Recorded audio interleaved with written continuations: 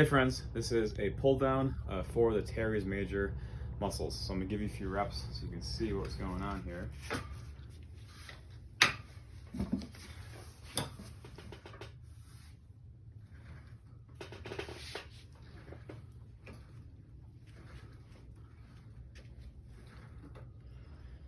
Okay, so a couple things.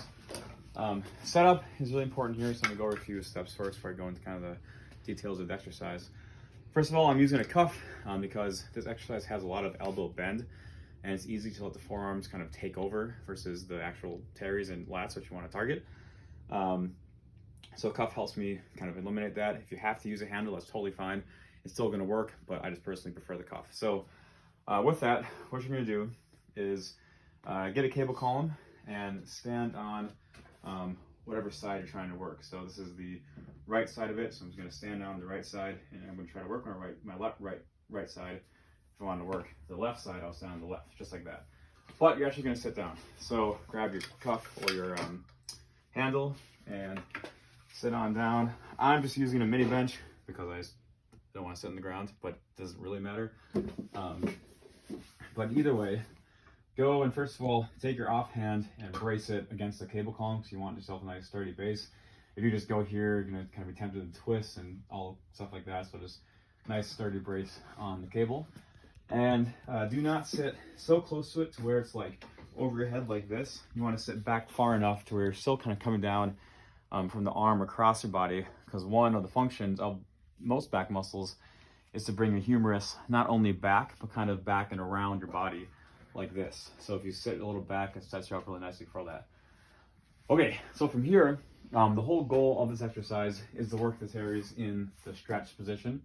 So the muscle fibers of the teres kind of run like this. I can't necessarily reach that far back behind my back. But we're going to try to line more or less the cable up with those muscle fibers in the stretch position. And this works out really nicely because what's happening here is as my arm is up, my teres is nice and stretched, and most of the tension is going to be from here to here. And it's going to kind of more or less drop off as I go down, but that's okay for this exercise because that's what we want. So I'm going to start here. Again, the cable honestly might be a little high for my preference right now, but either way, the most important thing is the line of the cable, the line of force, lines up with my arm, with my everything kind of stacked when I start, and then as I row, that stays stacked. So you see how more or less my upper arm, my lower arm, my upper arm, and the cable are all in line. What I'm not doing is rolling down and going like this, where it's all out of line, or going too close like that. So it's going to be about probably a 30-degree angle between here and here is what I find to be best. So you're going to come down, and then what you're going to think about on bottom is not necessarily like retracting your back, because this isn't necessarily a trap or kind of rhomboid or scap retractor exercises. Again, this is more teres and muscles going on over here. So what you're going to do is think about coming down and almost like you're squeezing like a grapefruit in between your arm, but it's like an atomic grapefruit. It can't really squeeze much. You're just going to pretend to squeeze it just like this, and then following everything else we went over. I'm just going to give you a nice contraction in your teres, and you feel a nice big stretch. The really big benefit is in this part of the range of motion, let's just kind of finish it off.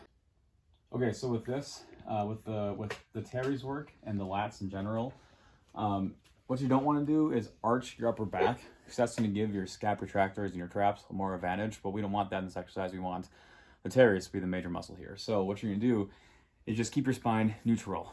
Brace with your abs, and don't let your back arch as you come back. Just keep it right here, and more or less nice and neutral, nice and stiff, just like this.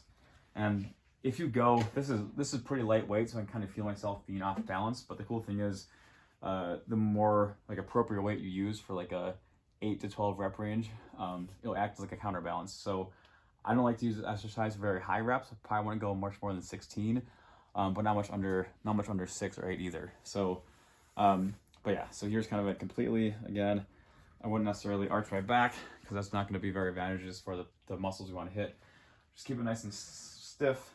Don't like arch into it too much like that. It's not really going to be too beneficial here, but done right, you should feel pretty good on of the target muscles, which is the teres. So, and the big thing here is just to play around with it until you feel the tension all right here. A good indicator is if you're a little sore, you got some muscle disruption a few hours later, a day later, right in this area, then you did your job, you did good. Good job.